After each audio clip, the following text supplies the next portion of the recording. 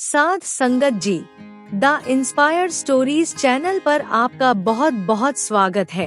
Video शुरू करने से पहले कृपया आप मेरे चैनल को सब्सक्राइब जरूर करें और साथ में बेल आइकन को भी दबा दें ताकि मेरे नए वीडियो का नोटिफिकेशन आपको मिल जाए। और अगर वीडियो अच्छा लगे तो कृपया लाइक, कमेंट और ज्यादा से ज्यादा शेयर करें। अब देर न करते हुए आज की कहानी शुरू करते हैं। साध संगत जी, आज की कहानी साधु का अनोखा वरदान। एक अनोखी किस्म की प्रेरणादायक कहानी है। इसमें आपको पता चलेगा कि साधु महात्मा चाहे तो हमारे जीवन में कुछ भी कर सकते हैं। ये कहानी एक ऐसे गरीब किसान की है जिसको एक साधु ने ऐसा अनोखा वरदान दिया कि उसकी पूरी जिंदगी ही बदल गई। उसकी जिंदगी में क्या क्या बदलाव हुआ, ये आप इस कहानी में जानेंगे। अब देर ना करते हुए आज की कहानी शुरू करते हैं। साध संगत जी, बहुत पहले की बात है। एक गांव में हरिचंद नामक किसान अपने बेटे त्रिलोक और अपनी पत्नी सावित्री के साथ रहता था।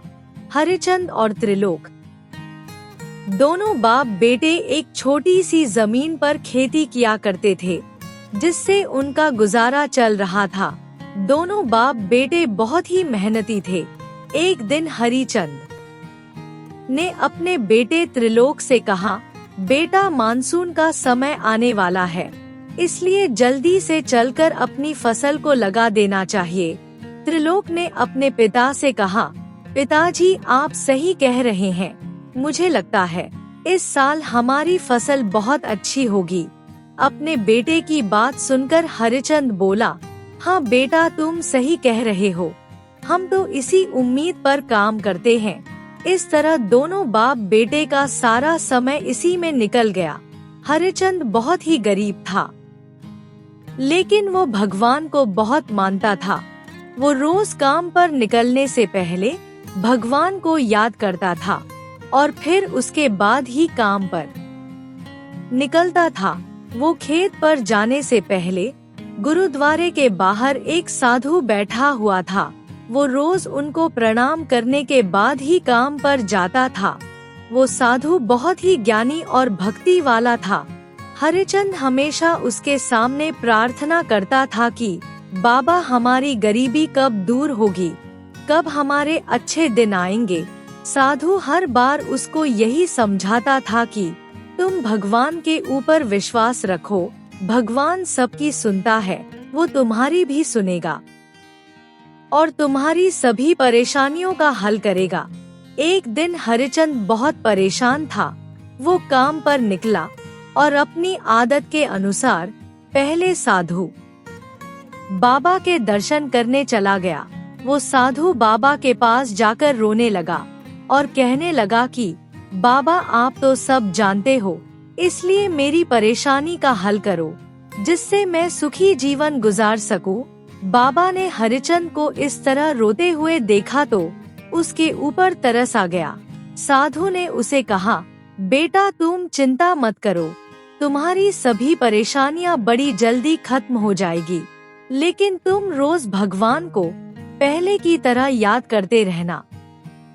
भगवान तुम्हारी जल्दी ही सुनेंगे, तुम एक दिन राजा बनोगे।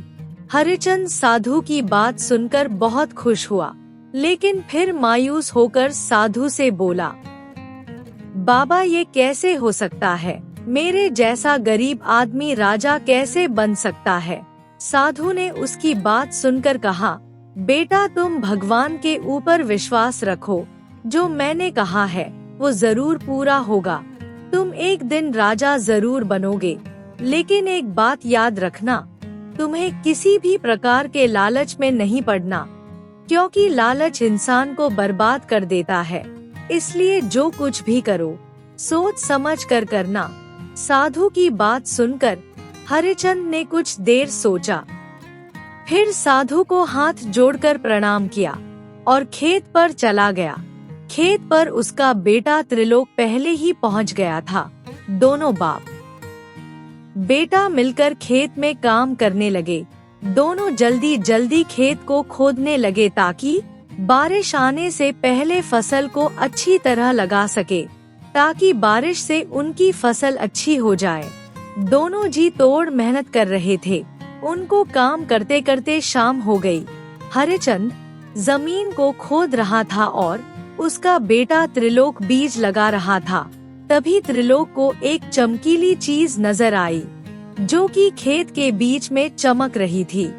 त्रिलोक उसको देखकर हैरान रह गया। उसने अपने पिता को जमीन खोदने से रोका। हरिचंद उसकी बात सुनकर रुक गया। तभी त्रिलोक उसके पास गया। उसने बड़े ध्यान से देखा तो जमीन में से एक छोटा सा बक्सा निकल रहा था और ये चमक उस बक्से से आ रही थी।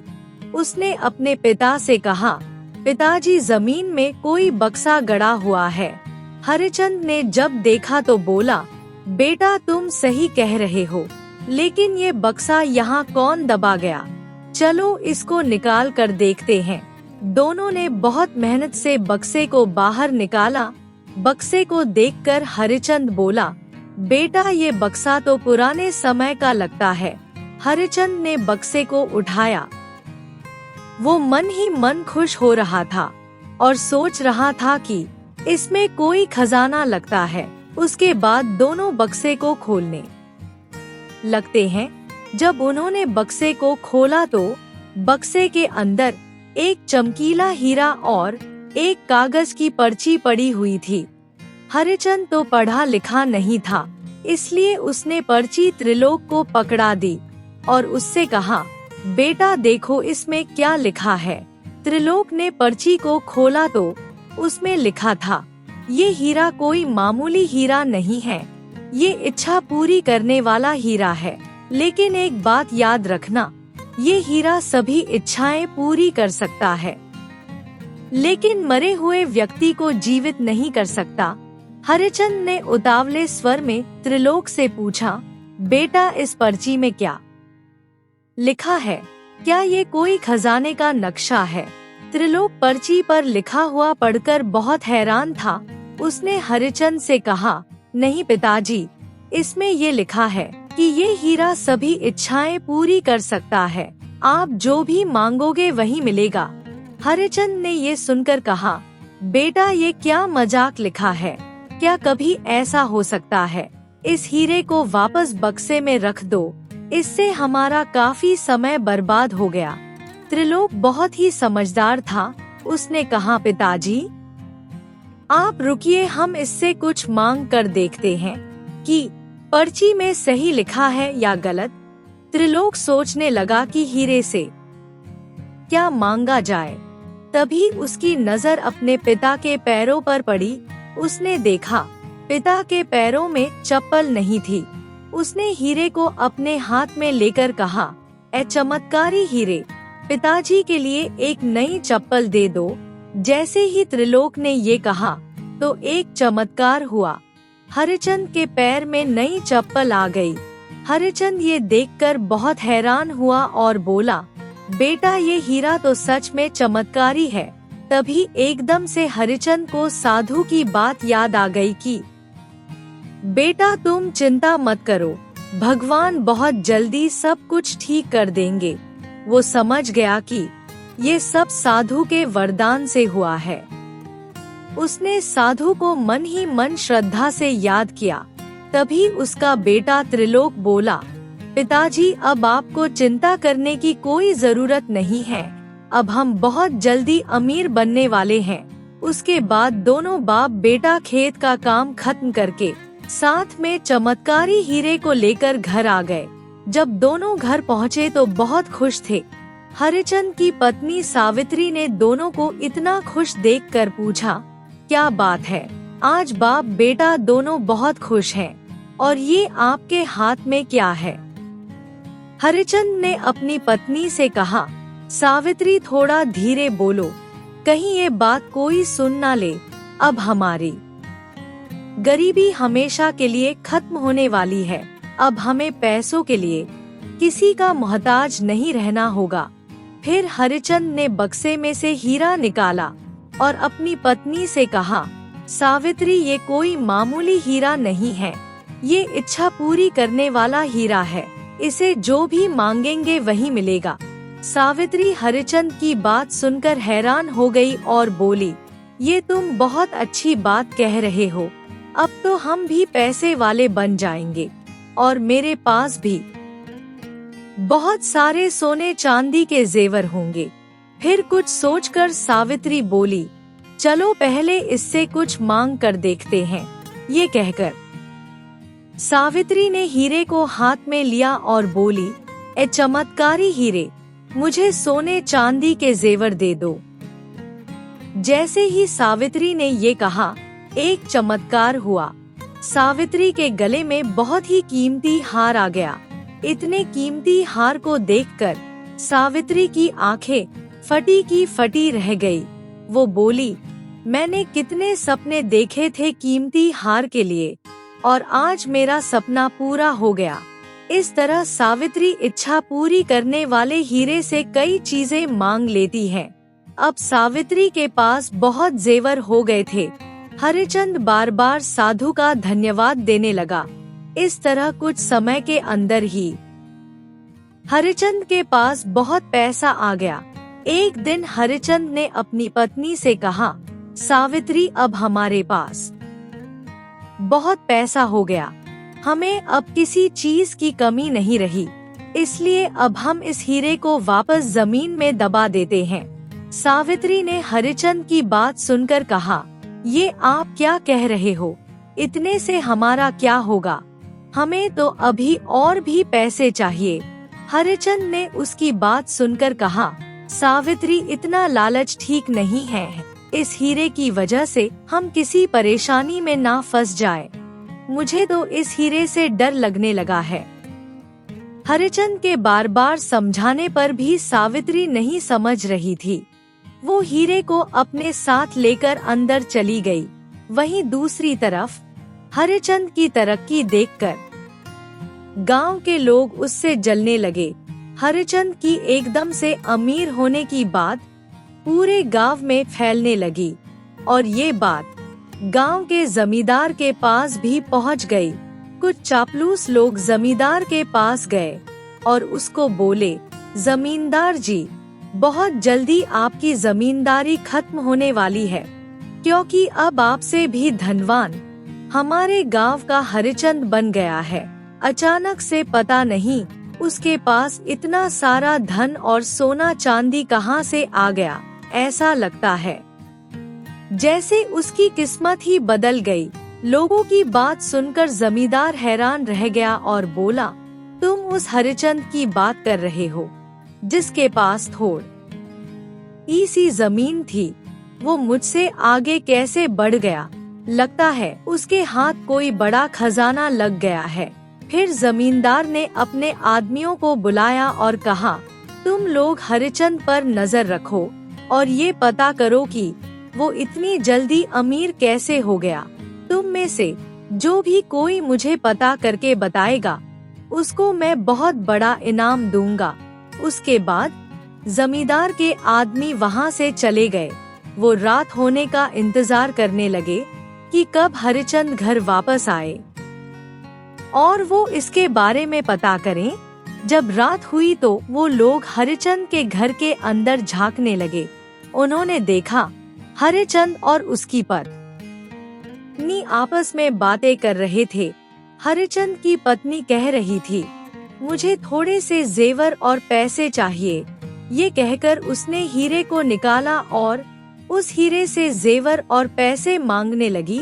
जैसे ही उसने जेवर और पैसे मांगे, उसके सामने पैसों और जेवर का ढेर लग गया। जमींदार के नौकर ये देखकर हैरान हो गए कि ये चमत्कार कैसे हुआ। उन लोगों को हरिचंद के अमीर होने का राज पता चल चुका था, इसलिए उन लोगों ने जमींदार के पास जाकर सारी बात बता दी। जमींदार भी उनकी बात सुनकर बहुत हैरान हुआ और बोला, अच्छा तो ये बात है, मैं भी सोच रहा था एक गरीब किसान इतनी जल्दी अमीर कैसे हो गया। उसके बाद जमींदार हीरे को हासिल करने के बारे में सोचने लगा। कुछ देर सोचने के बाद जमींदार ने अपने नौकरों को पैसे दिए और फिर उनको कुछ समझाने लगा। उसके बाद जमींदार अपने नौकरों और गांव के कुछ लोगों को साथ लेकर हरिचंद के घर पहुंच गया। हरिचंद के घर के बाहर पहुंचकर उसने हरिचंद को बाहर बुलाया। हरिचंद बाहर आया और बोला, कहिए जमींदार जी, क्या काम है, कैसे आना हुआ? जमींदार ने उसकी बात सुनकर कहा, मुझे तुम्हारे अमीर होने का राज पता चल गया है और तुम्हें जो इच्छा पूरी करने वाला हीरा मिला है वो हमारे गांव की जमीन से मिला है और वो जमीन मेरे क्षेत्र में आती है, इसलिए वो हीरा अब मेरा हुआ, उस पर तुम्हारा कोई हक नहीं है। हरिचंद उसकी बात सुनकर कहा, वो हीरा मेरा है क्योंकि वो मेरी जमीन से निकला है, इसलिए वो मेरा हुआ। भले ही वो जमीन आपके क्षेत्र में आती है, लेकिन जमीन का मालिक तो मैं हूँ ना। जमींदार ने उसकी बात सुनकर गुस्से में कहा, तुम्हारी भलाई इसी में है, चुपचाप वो हीरा मेरे हवाले कर दो, नहीं तो मैं महाराज को सारी बात बता दूंगा, जिससे तुम्हें चोरी के इल्जाम में बहुत बड़ी सजा होगी। इस तरह हरिचंद और जमींदार के बीच झगड़ा होने लगा। हरिचंद ने इच्छा पूरी करने वाला हीरा देने से इनकार कर दिया, लेकिन जमींदार ने अपनी ताकत दिखाकर मारपीट करके इच्छा पूरी करने वाला हीरा उससे छीन लिया और फिर उसके बाद हीरे को लेकर अपने घर चला गया। अब जमींदार उस हीरे से मनमर्जी से चीजें मांगने लगा। जमींदार जो भी इच्छा करता वो तुरंत पूरी हो जाती। उधर हरिचंद ने इच्छा पूरी करने वाले हीरे को खोने के बाद सारी बात राजा को बताने का फैसला किया और अगले दिन हरिचंद राजा से मिलने पहुंच गया और उसने राजा को इच्छा पूरी करने वाले हीरे के बारे में सब कुछ बता दिया। राजा हरिचंद की बात सुनकर बहुत खुश हुआ और बोला, उस इच्छा पूरी करने वाले हीरे से तो हम अपने खजाने को और भी ज्यादा बढ़ा सकते हैं, जिससे मैं इस देश का सबसे धनवान और ताकतवर राजा बन जाऊंगा। फिर कुछ सोचकर राजा ने हरिचंद से कहा, क्या तुम सच कह रहे हो कि ऐसा कोई हीरा है जिससे तुमने बहुत सारा धन और सोना हासिल किया है? हरिचंद बोला, महाराज मैं बिल्कुल सच बोल रहा हूँ। तब राजा बोला, ये बात तुमने हमको पहले क्यों नहीं बताई? तुम उस समय हमारे पास आए हो जब जमींदार तुमसे हीरा छीन कर ले गया। तुम्हें एक बात याद रखनी चाहिए थी कि इस राज्य में सबसे ज्यादा धन और सोना केवल राजा के पास ही होना चाहिए था, किसी गरीब किसान के पास नहीं। उसके बाद राजा ने मंत्री से कहा, तुम सैनिकों को साथ लेकर जमींदार के पास जाओ और उस चमत्कारी हीरे को लेकर मेरे पास आओ और हरिचंद को चोरी के जुर्म में जेल में डाल दो, क्योंकि इसने हमसे सच्चाई छुपाई है, इसलिए इसकी यही सजा होनी चाहिए और उस जमींदार को भी लाकर इसके साथ जेल में डाल देना, क्योंकि वो भी चोर है, उसको भी सजा मिलनी चाहिए। राजा की बात सुनकर हरिचंद हाथ जोड़कर बोला, महाराज ये जुल्म मत कीजिए, मैंने कोई चोरी नहीं की, मेरी कोई गलती नहीं है, इसलिए कृपया मुझे माफ कर दीजिए। मेरा परिवार भूखा मर जाएगा महाराज, मुझे जेल में मत डालिए। इस तरह हरिचंद राजा के सामने रोता गिड़गिड़ाता रहा, लेकिन जालिम राजा ने उसकी एक ना सुनी और उसे जेल में डाल दिया। मंत्री ये देखकर बहुत दुखी हुआ, क्योंकि हरिचंद बहुत ही भला और ईमानदार आदमी था। राजा के जुल्मों से पूरी प्रजा परेशान थी, क्योंकि राजा उनसे दोगुना लगान लेता था और अगर कोई मना करता तो उसे जेल में डाल दिया जाता। लेकिन मंत्री की मजबूरी थी, वो कुछ कर नहीं सकता था और फिर राजा के आदेश के बाद मंत्री सैनिकों को लेकर जमींदार के पास पहुंच गया। जमींदार ने उनको देखकर पूछा, कहिए मंत्री जी कैसे आना हुआ, मुझे हुक्म करते। मैं खुद चला आता। मंत्री ने जमींदार की बात सुनकर कहा, जमींदार तुम्हारे खिलाफ एक शिकायत आई है और शिकायत के अनुसार मुझे तुम्हें गिरफ्तार करना पड़ रहा है। जमींदार मंत्री की बात सुनकर घबरा गया और बोला, मंत्री जी, मैंने ऐसा कौन सा गुनाह किया है जिसके लिए आप मुझे गिरफ्तार करने आए हैं? मंत्री ने जमींदार की बात सुनकर कहा, जमींदार, अनजान बनने का नाटक मत करो। हमें उस इच्छा पूरी करने वाले जादुई हीरे के बारे में सब पता है जो तुम हरिचंद से मारपीट करके ले आए हो। अब तुम्हारी भलाई इसी में है कि वो जादुई हीरा हमें दे दो, वरना कठोर सजा के लिए तैयार हो जाओ। मंत्री की बात सुनकर जमींदार बोला, मंत्री जी, वो जादुई हीरा मेरा है क्योंकि वो मेरे क्षेत्र से मिला है। मंत्री को उसकी बात सुनकर गुस्सा आ गया और बोला, तो तुम ऐसे नहीं मानोगे। जो क्षेत्र तुम्हारी जमींदारी के इलाके में आता है वो इस राज्य में आता है, यानी कि राजा के राज्य में। इसलिए अब जादुई हीरा राजा के पास जाएगा। अगर तुम नहीं दोगे तो तुम्हें बहुत कठिन दंड मिलेगा। जमींदार मंत्री की बात सुनकर घबरा गया और बोला, मंत्री जी, अगर ऐसी बात है तो आप हीरा ले जाइए, लेकिन मुझे वचन दीजिए कि मेरे ऊपर कोई कार्रवाई नहीं होगी। ये कहकर जमींदार घर के अंदर चला गया और जादुई इच्छा पूरी करने वाले हीरे को लेकर बाहर आया और मंत्री को दे दिया। जैसे ही जादुई इच्छा पूरी करने वाला हीरा मंत्री के हाथ में आया, मंत्री ने सैनिकों से कहा, इस जमींदार को चोरी के जुर्म में गिरफ्तार कर लो और साथ ही इसने एक किसान से मारपीट करके हीरा छीना है, इसलिए अब इसे कठोर सजा मिलेगी। मंत्री की बात सुनकर जमींदार के पैरों के नीचे से जमीन निकल गई। वो हाथ जोड़कर मंत्री से बोला, नहीं नहीं मंत्री जी, मेरे साथ ऐसा मत कीजिए। आपने मुझे वचन दिया था कि आप मुझे गिरफ्तार नहीं करोगे। मंत्री ने जमींदार की बात सुनकर कहा, जमींदार, मैं राजा के आदेश का पालन कर रहा हूँ। इस तरह जादुई हीरे और जमींदार को लेकर मंत्री वापस राजमहल चला गया। राजमहल पहुंचकर मंत्री इच्छा पूरी करने वाले हीरे को राजा के सामने रख देता है और जमींदार को हरिचंद के साथ जेल में बंद कर देता है। हरिचंद जेल में बैठा हुआ साधु को याद कर रहा था और कह रहा था, बाबा, ये मेरे साथ क्या हो गया? आपने मुझे कैसा अनोखा वरदान दे दिया। तभी हरिचंद अपने सामने जमींदार को देखकर बोला, जमींदार, आप यहाँ कैसे?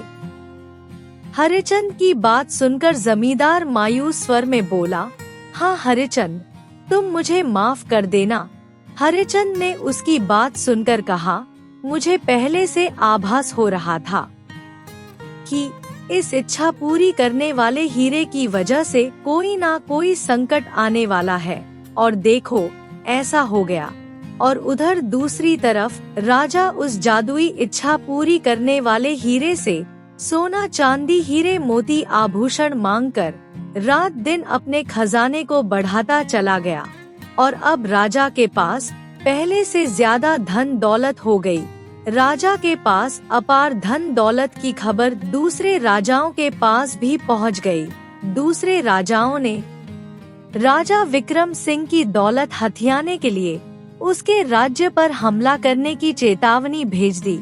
ये देखकर राजा विक्रम सिंह डर गया और उसने अपने धन और राज्य को बचाने के लिए एक सभा बुलाई। सभी लोग जब सभा में आ गए तो राजा ने मंत्री से कहा, हमारे राज्य पर दूसरे राजाओं की बुरी नजर पड़ गई है और वो बहुत जल्दी हमारे ऊपर हमला करने वाले हैं। आप कोई उपाय बताइए। राजा की बात सुनकर मंत्री ने चापलूसी भरे स्वर में कहा, महाराज, आपको डरने की क्या जरूरत है? आप शक्तिशाली राजा हो और हमारे राज्य में धन की भी कमी नहीं है, और हमारे ऊपर अगर कोई हमला करता है तो हम मुकाबला कर सकते हैं। राजा मंत्री की बातों में आ गया उधर मंत्री सोच रहा था कि राजा बहुत ही जालिम और क्रूर है। इस राजा के कारण सभी लोग बहुत परेशान और दुखी रहते हैं, इसलिए उसने राजा को ये सब कहा था। अगले दिन दुश्मन देश के राजाओं ने उस राज्य पर हमला कर दिया। बहुत दिनों तक मुकाबला चला, लेकिन दूसरे देश के राजाओं के सामने राजा विक्रम सिंह की एक ना चली और उन्होंने राजा विक्रम सिंह को मार दिया और फिर उसके बाद राज्य का धन लूटकर सभी चले गए। इस तरह राजा की मृत्यु की खबर पूरे राज्य में फैल गई। लोगों ने जब ये खबर सुनी तो खुशियां मनाने लगे और एक दूसरे से कहने लगे कि अब हम चैन से जिएंगे, क्योंकि राजा ने हमारा जीना हराम कर दिया था। अच्छा हुआ जालिम राजा मर गया। राजा की मृत्यु के बाद राज दरबार खाली खाली सा हो गया। किसी भी राज्य को चलाने के लिए राजा का होना बहुत जरूरी होता है। इसलिए मंत्री और राजपुरोहित दोनों ही सोच में पड़ गए कि अब हम क्या करें। मंत्री की बात सुनकर राजपुरोहित ने कहा, राज्य में लोग राजा की मृत्यु पर खुशियां मना रहे हैं, क्योंकि उनको जालिम राजा से छुटकारा मिल गया है। इस बात को हम खुद जानते हैं कि हमारा राजा बहुत ही बेरहम और जालिम था। इसलिए अब हम लोगों को बहुत सोच समझकर ईमानदार और भले आदमी को राजा बनाना चाहिए, जिसके दिल में लोगों के लिए दया हो और वो इस काबिल हो कि राज्य को कुशलता पूर्वक चला सके, क्योंकि राज्य के लोगों की भलाई भी इसी में है। मंत्री ने राजपुरोहित की बात सुनकर कहा, पुरोहित जी, आपने बिल्कुल सही कहा। मैंने भी राजा के हुक्म से 2 लोगों को जेल में बंद कर दिया है। मैं सबसे पहले उनको आजाद करता हूँ। इस तरह राजपुरोहित और मंत्री अपने साथ इच्छा पूरी करने वाले हीरे को लेकर हरिचंद के पास पहुँच गए। हरिचंद के पास पहुंचकर मंत्री ने उसे सारी बात बताई और फिर उसके बाद हरिचंद और जमींदार को जेल से आजाद कर दिया। मंत्री की बात सुनकर हरिचंद ने कहा, मंत्री जी, किसी ने सही कहा है कि लालच का यही अंजाम होता है। इसी लालच के कारण मैं अपने परिवार से अलग हुआ और यही लालच राजा की मृत्यु का कारण बना, और ये सब कुछ इस जादुई इच्छा पूरी करने वाले हीरे के कारण हुआ। इसलिए मैं अभी इस जादुई हीरे को पानी में बहा देता हूँ। ना रहेगा बांस, न बजेगी बांसुरी। ये कहकर हरिचंद जादुई इच्छा पूरी करने वाले हीरे को पानी में बहा देता है। मंत्री और राजपुरोहित ये देखकर बहुत प्रसन्न होते हैं। उनकी नजर में हरिचंद के लिए इज्जत बहुत बढ़ जाती है। उन्हें हरिचंद बहुत ही भला और नेक आदमी लगता है। वो सोचते हैं कि हरिचंद बहुत ही नेक और कुशल है। ये राज्य के लोगों के लिए अच्छे काम करेगा। उसके बाद उन्होंने हरिचंद को उस राज्य का राजा बना दिया। अब उस राज्य में सभी लोग खुशी खुशी अपना जीवन बिताने लगे, क्योंकि हरिचंद अपनी प्रजा का बहुत ख्याल रखता था। वो उनके सुख दुख में उनकी पूरी मदद करता था।